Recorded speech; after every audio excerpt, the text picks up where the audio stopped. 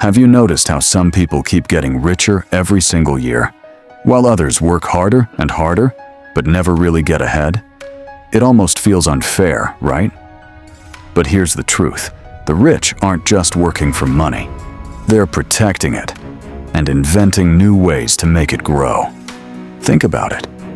Most people work, get paid, and immediately lose a big chunk to taxes, bills, and debt. It's like running on a treadmill. No matter how fast you go, you're stuck in place. But the rich, they understand the rules of money. They build systems, they invest, and they create opportunities that keep paying them even when they're asleep. And here's the exciting part. You don't need to be born rich to play this game. You just need to learn how the rules actually work. Today, I'll break down exactly how the wealthy escape the trap of taxes and fear, while also showing you how you can start applying the same lessons in your own life. Lesson 4. The history of taxes and the power of corporations. Robert Kiyosaki noticed something powerful. The harder poor and middle-class people work, the more the system takes from them. Every promotion, every salary raise, every overtime shift, it feels like progress. But then the tax bill arrives, and suddenly the reward shrinks. Take a doctor, for example. On the surface, it looks like success. High income, respect, stability. But here's the hidden trap. The bigger the paycheck, the bigger the taxes. If that doctor ever stops working, the income disappears. But the taxes and expenses don't. Now compare that to a business owner. Instead of taking income directly, they earn through a corporation. And here's the difference. Corporations are like financial armor. They shield money from being eaten up by taxes. The owner then reinvests that protected money into real opportunities, real estate, new businesses, digital ventures, even stocks. This is why the rich keep multiplying their wealth. It's not about working harder, it's about playing smarter. Corporations give them protection. Creativity gives them expansion. One is the shield, the other is the sword. Together, they build freedom. And here's the key lesson. You don't need millions to start. Even students and beginners can learn to set up small systems. Maybe a side hustle under a business name, or a project that reinvests profits into growth. It's the mindset shift that matters. The poor see taxes as something they can't escape. The rich see them as something they can plan around. Here's something that will shock you. Taxes were never meant for the poor. In the beginning, governments introduced taxes as a way to make the wealthy contribute more to society. But guess what happened? Over time, the rich found the loopholes, the strategies, the systems, and it was the poor and middle class who ended up carrying the heavy load. Lesson 5. The rich invent money. This is the real game of money, and most people don't even know the rules. The rich don't just work hard, they work smart. Instead of earning money as individuals, they use corporations. Why? Because corporations are treated differently. Think of it like this. When you earn a salary, you get paid. The government takes taxes first, and you live off whatever is left. That's the middle-class cycle. But the rich flip the script.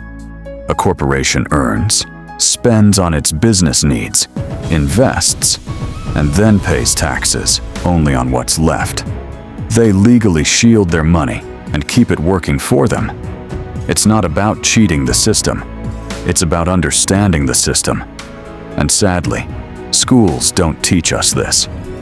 We're taught to be good employees, not good strategists. So here's the takeaway. If you want to grow wealth, you must learn the rules of money. Not just how to earn it, but how to protect it. That's what separates financial freedom from financial struggle. But here's the truth. Protecting money is only half the game. The rich don't just save money, they create it. Most people say, I can't afford it. That one sentence shuts the door. The rich ask a different question. How can I afford it? That one question opens the door to ideas, to opportunities, to growth. This mindset shift is everything. You don't need millions to start inventing money. You need creativity. Think about it. Right now, as a student, you can learn skills online and turn them into freelancing gigs. You can start a YouTube channel or a blog and share what you love. You can take a hobby, maybe drawing, gaming, or teaching, and find ways to make it earn for you. Later in life, when you've built more knowledge, that creativity can grow into investments, real estate, stocks, but the foundation starts now. The rich look at problems and see opportunities. The poor see barriers. Which one do you want to be? And hey, if you'd like me to make another video breaking down how students can start digital marketing step by step, just drop a comment. Because this is not about waiting for money to come. It's about learning how to create it. Here's the real difference between the rich and everyone else.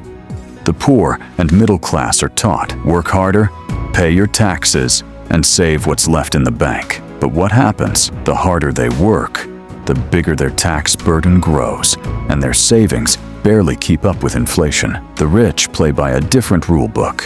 They build corporations, which act like financial shields.